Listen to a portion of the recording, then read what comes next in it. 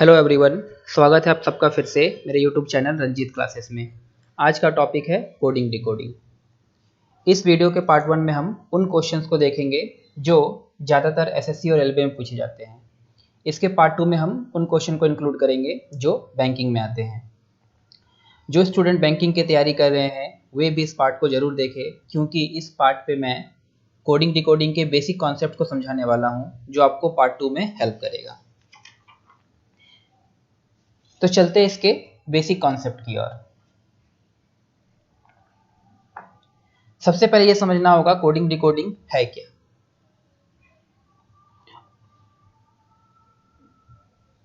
Coding करने के कितने तरीके हैं जिनसे एग्जाम में क्वेश्चंस बनते हैं। इनको इजीली समझने के लिए, आसानी समझने के लिए हम एक वर्ड लेते हैं मैंगो। आपको ये देखना है कि मैंगो को कितने तरीके से कोड किया जा सकता है। तो सबसे पहले आप देख सकते हैं मैंने यहाँ मैंगो को कोड किया है। आप मैंगो को, जैसे ये मैंगो मैंने लिखा हुआ है, आप इसे कोड करने के लिए इसके नेक्स्ट लेटर को यूज कर सकते हैं। M+1, A+1, B, N+1, इस तरह से आप एक सीरीज में या तो सभी में +1 या फिर +1, +2, +3, +4 एक पर्टिकुलर मैनर में आपको इस लेटर को लेना है। सक्सीडिंग लेटर के साथ आप कोड कर सकते हैं या प्रीसीडिंग लेटर के साथ भी आप कोड कर सकते हैं। M का पहला वाला लेटर, A के पहले वाले लेटर।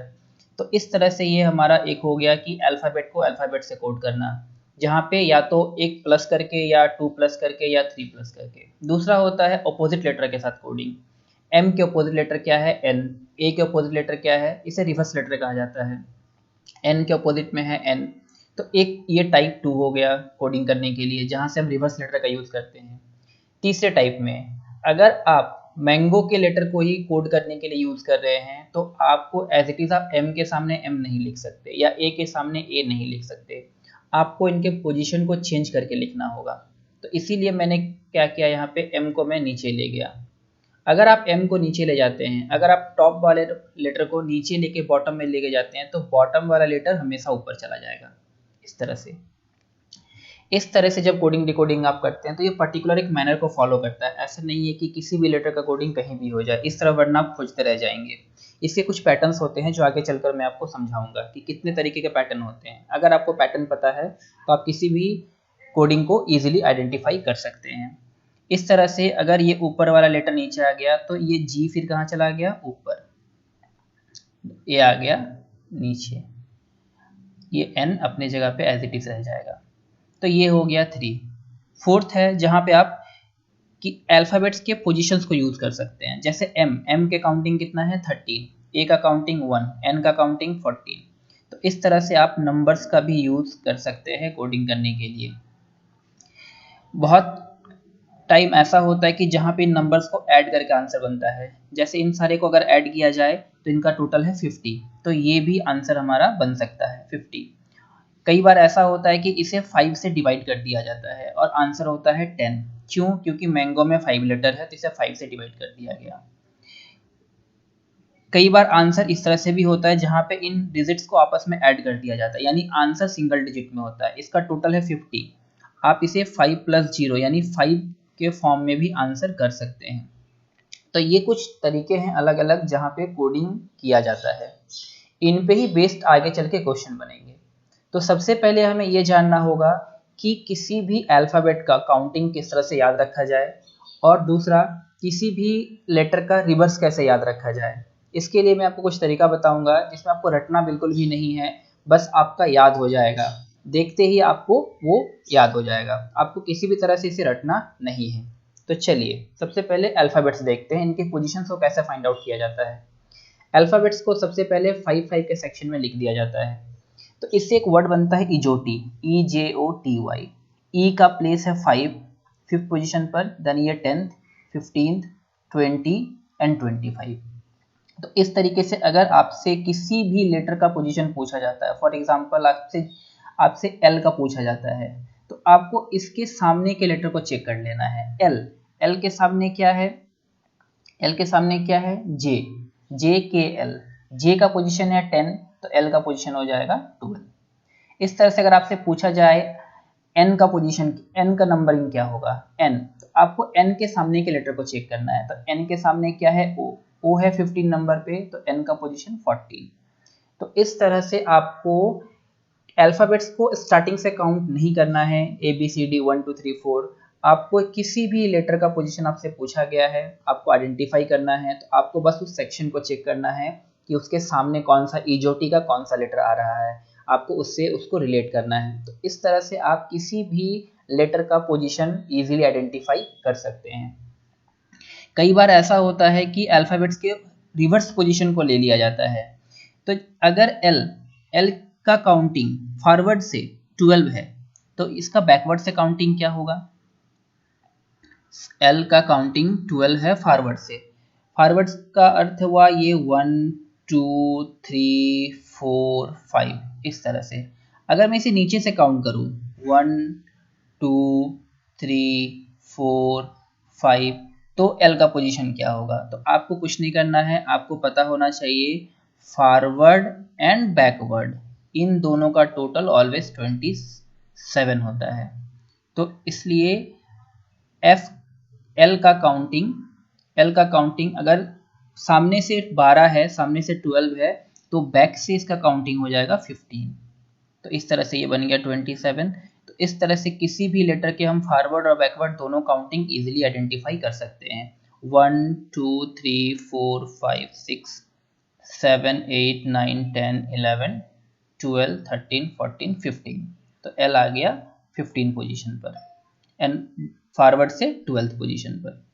तो इस तरह से आपको किसी भी अल्फाबेट का, किसी भी लेटर का फॉरवर्ड एंड बैकवर्ड डायरेक्शन से आप उसका काउंटिंग इजीली फाइंड आउट कर सकते हैं। अब चलते हैं रिवर्स लेटर पर। रिवर्स लेटर आप किस तरह से याद रखेंगे, जब आप 26 लेटर काउंट करते हैं और उन्हें A to Z लिखते हैं, तो इस तरह से 13 पेयर बनते हैं, जिन्हें हम इस तरह से लिखते हैं, 13 के पेयर में लिख देते हैं, 13 के दो हाफ में, A से लेकर M तक और फिर रिवर्स N से लेकर Z तक।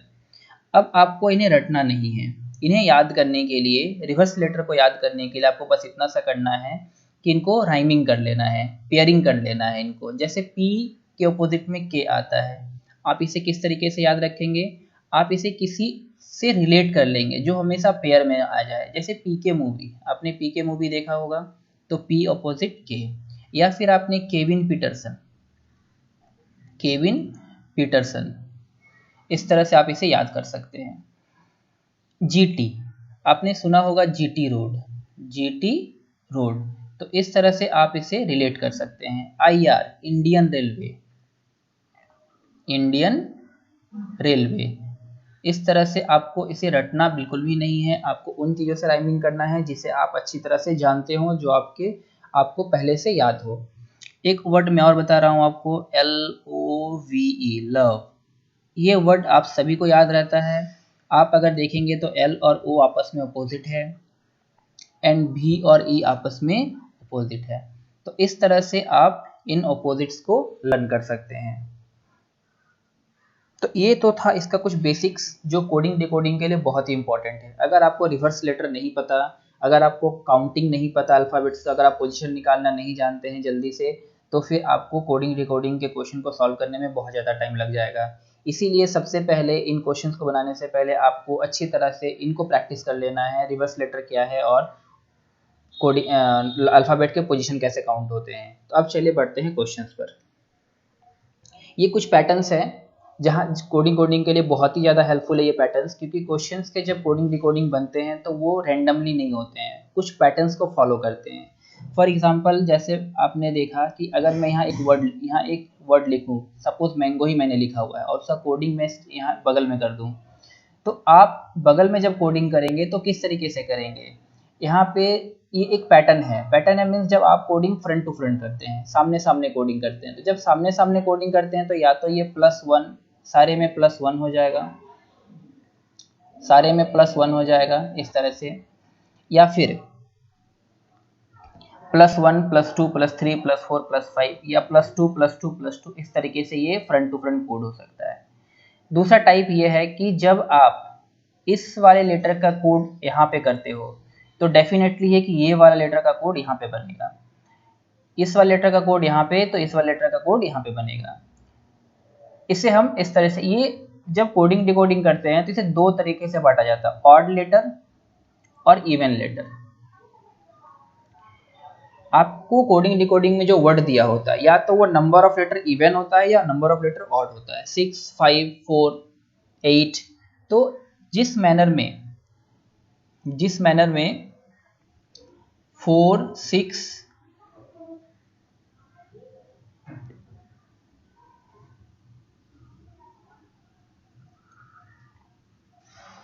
4, 6, 8, 10 सिमिलर पैटर्न को फॉलो करते हैं, और 3, 5, 7, 9 सिमिलर पैटर्न को फॉलो करते हैं।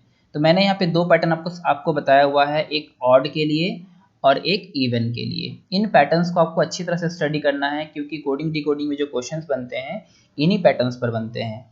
आगे चल के जब क्वेश्चंस आएंगे तो ये पैटर्न हमें इजीली समझ में आएंगे कि पैटर्न्स क्या हैं। चलिए पहला क्वेश्चन, यदि f बराबर 6 एंड फॉक्स बराबर 45, लायन बराबर क्या? तो हमें पता है कि f का पोजीशन है 6, तो ये देखना होगा फॉक्स इक्वल्स टू 45 किस तरह से है। तो सबसे पहले नंबर्स का यूज किया गया है, तो यहाँ भी हम अल्फाबेट्स का नंबर पहले चेक करेंगे। f कितने नंबर पे? 6, o 15, एंड x 24, x के बाद y आता है 25 पर 24, इसे टोटल करने पर हो गया 45। तो इस तरह से हमें करना बस इतना है कि लाइन को ऐड कर लेना है, लाइन के टोटल कर लेना है हमें। l j k l 12, i j 9, o 15, n 14, इसका टोटल 50।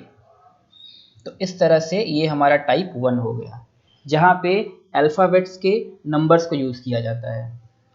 अब आते हैं question number 2। Cooler equals to 63, LED equals to 21, light equals to watt. तो जैसा कि आप इस क्वेश्चन देख सकते हैं, यहाँ पे दो कोड फिर से दिए हुए हैं, कूलर 63 एंड एलईडी 21। हमें किसी एक को चेक कर लेना है। तो चलिए एलईडी को चेक कर लेते हैं कि एलईडी 21 किस तरीके से है। आपको हमेशा ये नहीं सोच लेना है कि ऑलवेज ये टोटल ही दिया होता है। कई बार ऐसा होता है जहाँ पे कुछ नंबर प्लस होते हैं या माइनस होते हैं या फिर डिवाइड भी होते हैं। तो एक बार आपको जरूर चेक कर लेना है कि 21 किस तरीके से हुआ। जे के एल 12, ई 5 एंड डी 4। तो इसे ऐड करने पर 21। तो इस तरीके से लाइट को ऐड कर लेंगे।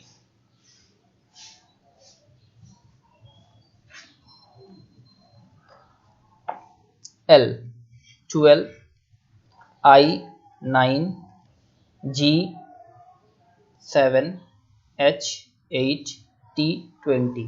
T के पोजीशन को हम T20 से भी याद रख सकते हैं। क्रिकेट के लिए T20 बहुत ज़्यादा यूज होता है, तो इसे T20 से हम याद कर सकते हैं। अब इसे ऐड करना है 56। तो ये तो हो गया टाइप 1, जहां अल्फाबेट्स को उसके पोजीशन से कोड करते हैं। अब आते हैं हम टाइप 2 पर। रो के लिए कोड दिया हुआ है 5136 एंड बाइंड के लिए कोड दिया हुआ है 3792। आपसे पूछा गया है राइट का कोड क्या होगा।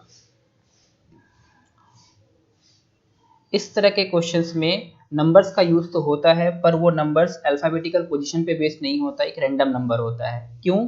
क्योंकि हमें पता है कि आर फिफ्थ पोजीशन पर नहीं आता है, या आर का पोजीशन यहाँ हमें नहीं दिया हुआ है। दूसरा इसका आइडेंटिटी ये है कि अल्फाबेटिकल पोजीशन पर है या रैंडमली पोजीशन पर है। उसका आइडेंटिटी ये है कि पिछले वाले क्वेश्चन में जिस वर्ड का आपसे पूछा गया है वैल्यू, उसके लेटर सारे के सारे आपको यहाँ नहीं मिलेंगे। जैसे जी, LIGHT में लाइट में जी है जो यहाँ पे नहीं है, H यहाँ पे नहीं है। मगर आप इस क्वेश्चन को अगर ध्यान से देखेंगे, RIDE, इसके सारे लेटर इन दोनों से ही मिलकर बने हैं। तो जब ऐसा कोई क्वेश्चन आ जाए जिसके क्वेश्चन के सारे लेटर उसके हिंट से बने हो, तो फिर यहाँ पे रैंडम नंबर्स का यूज किया जाता है, उसके अल्फाबेटिकल पोजीशन को यूज नहीं करते हैं। तो हमें बस इतना करना है कि आर के लिए जिस कोड का यूज यहाँ पे किया गया, हमें सिमिलरली उसी कोड को यूज कर लेना है। तो आर का कोड यहाँ पे हमारे लिए है 5। आई का कोड है 7, डी का कोड है 2 एंड ई का कोड है 6।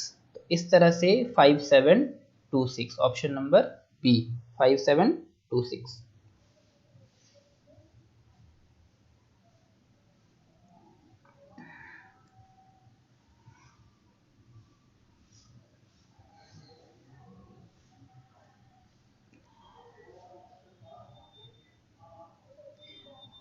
एक बार से आप इस तरह से चेक कर सकते हैं, इन दोनों में कॉमन आपको फाइंड आउट करना है। ROBE BIND दोनों में कॉमन क्या है? बी। आपको इनके पोजीशन के साथ इनके कोड को चेक करना है। बी थर्ड पोजीशन पर है और थर्ड पोजीशन पर क्या है? 3। और यहाँ पे बी फर्स्ट पोजीशन पर है और फर्स्ट पोजीशन पर भी है 3, यानी जिस लेटर के सामने जो कोड नंबर से वही उसका कोड हो गया। तो इस तरीके से हम ये कह सकते हैं ये हमारा एज इट इज आपको पुट कर देना है। तो ये हो गया हमारा नेक्स्ट टाइप का क्वेश्चन। अब बढ़ते हैं नेक्स्ट। इस वाले क्वेश्चन में आपसे गिव का कोड दिया हुआ है एंड ओवर का कोड आपसे दिया हुआ है और आपसे पूछा गया एवर का कोड क्या होगा। ये क्वेश्चन प्रीवियस की तरह सिमिलर है, जहां पे इसके लेटर्स, एवर के जो लेटर्स है वो इसी से मिलकर बने हैं, ई वी ई आर, इसी से मिलकर बने हैं। तो डेफिनेटली कोड भी इनके ही यूज होंगे, तो हमें बस इनके कोड्स देख लेने हैं।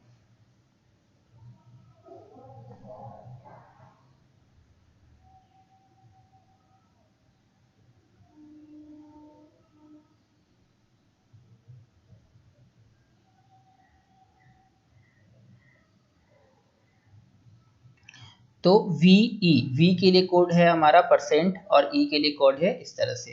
तो एवर, ई का कोड हमारे लिए क्या है? ये वाला। वी का कोड है हमारा %, देन ई का कोड इस तरह से, एंड आर का कोड है ये हमारा ये। तो ये हो गया एवर का कोड। पहले वाले क्वेश्चन में, क्वेश्चन नंबर 3 जो आपने अभी बनाया ये वाला, और इस वाले क्वेश्चन में बस इतना सा डिफरेंस है कि इसमें नंबर का यूज किया गया है और इसके अंदर सिंबल का यूज किया गया है, अदर इसमें कोई डिफरेंस नहीं है। तो इस तरह से हमारा आंसर है ऑप्शन नंबर सी। इस तरह के पैटर्न पर एक क्वेश्चन एसएससी और रेलवे में जरूर पूछा जाता है। ये क्वेश्चन बहुत ही इंपॉर्टेंट है, आपको बस इतना सा करना, ध्यान से आपको बस कोड मैच कर लेना है और उसके अकॉर्डिंग कोड आपको पुट कर देना है। अब आते हैं हम लोग नेक्स्ट टाइप पर, जहां गोल्ड को लिखा गया है ये, काम का क्या लिखा जाएगा। तो जब भी वर्ड के साथ वर्ड का कोडिंग हो तो आपको इसे वर्टिकल फॉर्म में लिखना है, हॉरिजॉन्टल फॉर्म में नहीं लिखना है। आपसे पूछा गया है CALM, इसका क्या होगा? वर्टिकल फॉर्म में लिखने पर आपको कंपेयर करने में, डिकोड करने में आपको इजी होता है। अगर आप ध्यान से देखेंगे इनके सामने सामने, सबसे पहले हमें इनके फ्रंट पे ही चेक करना है, इनके फेस टू फेस ही चेक करना, उसके बाद हम किसी पैटर्न पर जाएंगे। GT LO DW ये सारे ऑपोजिट्स के कोड हैं। जैसा मैंने पहले बताया था कि ऑपोजिट्स के साथ भी कोडिंग बनते हैं। तो G के ऑपोजिट में क्या है? T, O के ऑपोजिट में L, तो आपको सिमिलर थिंग यहाँ पे यूज कर लेना है। C के ऑपोजिट में क्या है? X, A के ऑपोजिट में Z, L के ऑपोजिट में O, एंड M के ऑपोजिट में N। तो ये एक अनदर टाइप का क्वेश्चन हो गया जहाँ पे ऑपोजिट के साथ कोडिंग बनते हैं। तो हमारा आंसर है XZON, XZON, option number D. अब नेक्स्ट क्वेश्चन, किक को लिखा गया है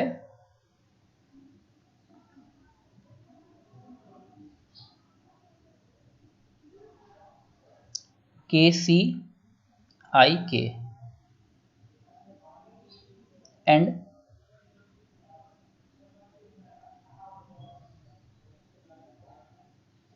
इसे लिखा गया है NAAM के साथ। तो आपसे पूछा जा रहा है गुड का कोड क्या होगा, एक न्यू लेटर पूछा गया, एक न्यू वर्ड पूछा गया आपसे। अगर आप ध्यान देंगे, किक का कोडिंग, किक को जब कोड किया गया है तो उसी के लेटर से कोड किया गया है।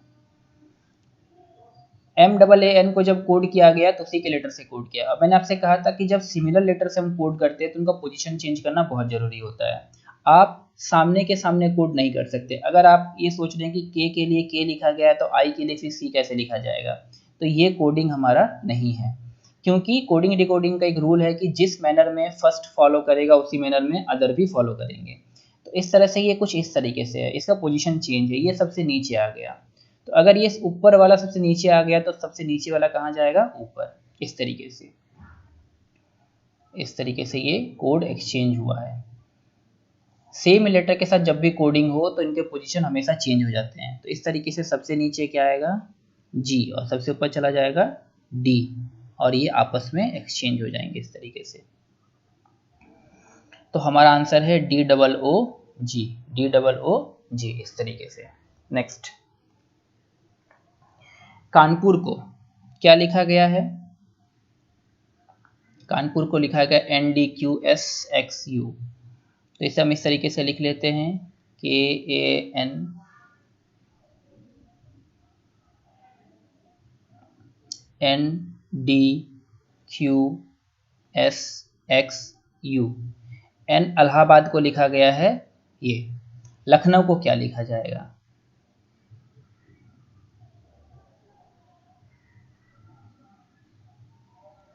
तो आपको सबसे पहले ये देखना है कि यहाँ पे किस तरह से कोडिंग किया गया है, किस मैनर में कोड किया गया है। मैंने आपसे कुछ पैटर्न करवाए थे पहले ही, ये पैटर्न, ये जितने भी कोडिंग बनते हैं डिफरेंट लेटर के, जब भी डिफरेंट लेटर के साथ कोडिंग बनते हैं तो वो इन्हीं पैटर्न पर बेस्ड होते हैं। आपको इन पैटर्न को अच्छे से स्टडी करना है, क्योंकि इन पैटर्न के यहाँ पे ही सारे क्वेश्चन बनेंगे। तो सबसे पहले आपको चेक करने के लिए इसके सामने ही चेक कर लेना है कि क्या इसके के सामने कोई कोड यूज़ किया गया है। अगर आप देखेंगे K से N, KLM +3, A से D +3, N से Q +3, P से S +3, U से X +3 एंड R से U +3, सारे में +3 किया गया है, वो भी उसके सामने फेस टू फेस। तो सिमिलर हमें यहाँ भी यूज कर लेना है, सारे में +3। +3 किस तरीके से, जैसे K, L और M छोड़ के N को लिया गया है, A, B और C छोड़ के D को लिया गया, तो A का पोजीशन है 1 और D का पोजीशन है 4। तो इस तरीके से कितना हुआ, ये +3। तो इस तरीके से हम अगर इसको कोड करेंगे, L M N O, U V W X, C D E F, K L M N, N O P Q, O P Q R, W X Y Z। तो ये हो गया हमारा लखनऊ का code OXFNQRZ, option number D.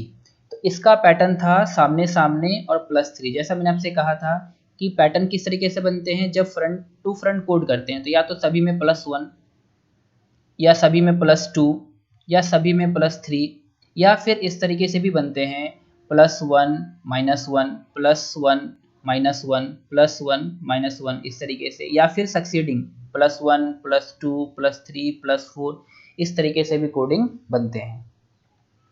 अब चलते हैं next question. INKER, इंकर, इसे कोड किया गया है KPLCP से। आपसे पूछा गया है कोड, आपसे कोड पूछा गया है JINKS, इसका कोड क्या होगा। तो हमें ये देखना है कि कोडिंग कहाँ पे किया गया है। जरूरी नहीं है कि हर बार कोडिंग सामने ही किया जाए, कई बार कोडिंग दूसरे जगह पे भी होते हैं, जैसा पैटर्न में मैंने आपको दिखाया हुआ है। बट स्टार्टिंग आपको सामने से ही चेक करते हुए चलना है कि इसका कोड क्या सामने किया गया है। अगर आप I से K को रिलेट करेंगे, IJK +2, NOP +2, KL +1, CDE यहाँ पे -2 हो गया है, और यहाँ पे PQR -2। इस तरह से एक पैटर्न है जहाँ पे ऊपर वाले दोनों में +2 है, नीचे वाले दोनों में -2 है और बीच वाले में +1 है। सिमिलर पैटर्न को फॉलो करते हुए आपको इसका आंसर देना है। JKL, IJK के, एन ओ, के, आई जे के, क्यू आर एस। इस तरह से हमारा आंसर है L K O I Q, L K O I Q, option number C. तो पैटर्न इस तरह से भी बन सकते हैं, लेकिन जब भी पैटर्न बनेंगे वो एक सिमिलर मैनर को फॉलो करेंगे। ऐसा नहीं है कि +1 +4 +2 +3 इस तरह के कोई पैटर्न नहीं बनते हैं। जो भी पैटर्न बनेंगे एक सीरीज की तरह वो फॉलो करेंगे। नेक्स्ट, ये क्वेश्चन एसएससी और रेलवे के एनटीपीसी में बहुत ज़्यादा पूछा जाएगा। अभी जितने भी रेलवे के एनटीपीसी आने वाले हैं या ग्रुप डी आने वाले हैं, ये क्वेश्चन उसके लिए बहुत ही इंपॉर्टेंट क्वेश्चन है। और इस तरह के क्वेश्चन को किस तरह से जल्दी जल्दी करेंगे वो देख लीजिए। ये क्वेश्चन आपको डिस्प्ले पे दिखाई देगा, आपको इस तरह से लिख लेना है। और आपसे पूछा क्या गया है कि मैथ का कोड क्या है, मैथ किसको किससे कोड किया गया है। तो ऐसा नहीं है कि ओपन का कोड ये हो गया, ऐसा नहीं है कि ये ओपन का कोड है और ये दा का कोड है, ऐसा नहीं होता। ये रेंडमली अरेंज होता है। आपको कैसे फाइंड आउट करना है, तो आपको ये देखना है कि कोड किसका फाइंड आउट करना है, आपको मैथ का कोड फाइंड आउट करना है। आपको ये देख लेना मैथ कहाँ कहाँ है, मैथ यहाँ पर है और मैथ यहाँ पर है।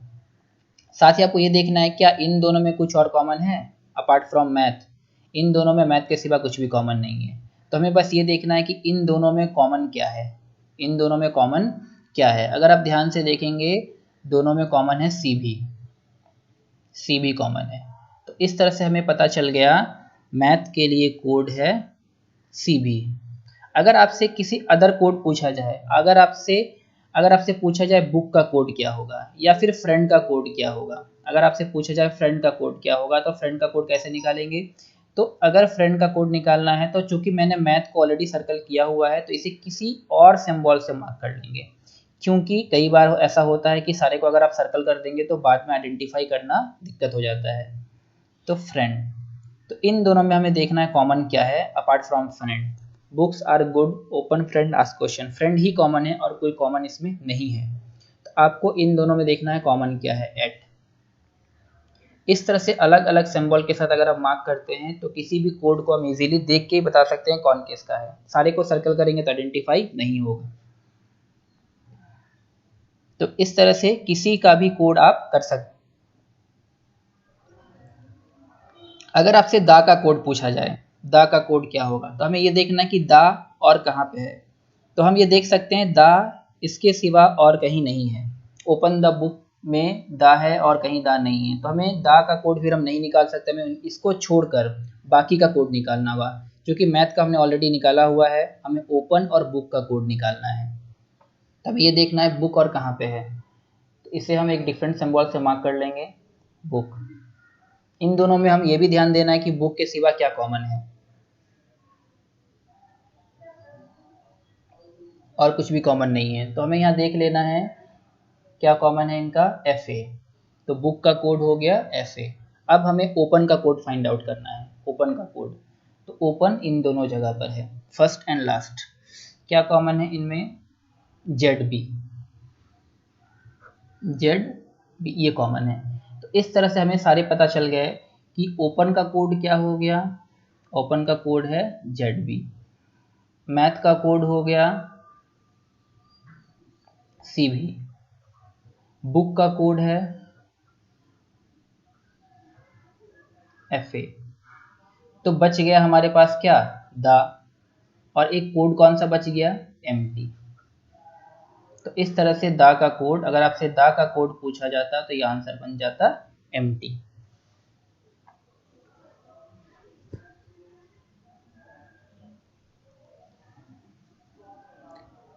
तो ये तथा कुछ क्वेश्चन जो एसएससी और रेलवे के लिए बहुत ही ज़्यादा इंपॉर्टेंट है, और इन क्वेश्चन से 3 से 4 क्वेश्चन आप कोडिंग डिकोडिंग के डेफिनेटली एक्सपेक्ट कर सकते हैं कि आपके 3 से 4 क्वेश्चन जरूर आएंगे। तो आज ये वीडियो यहीं ख़त्म होता है। अगर आपको ये अच्छा लगा हो तो चैनल को सब्सक्राइब करना ना भूलें और वीडियो को शेयर जरूर करें। धन्यवाद।